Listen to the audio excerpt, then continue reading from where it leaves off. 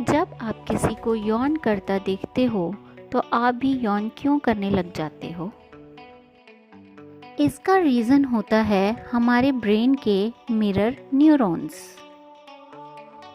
ये न्यूरॉन्स दूसरों के एक्शन को कॉपी करते हैं। इसलिए जब हम किसी को यौन करता देखते हैं तो हमारा ब्रेन भी वही एक्शन रिपीट कर देता है। इसका मतलब आप इमोशनली ज़्यादा कनेक्टेड हो।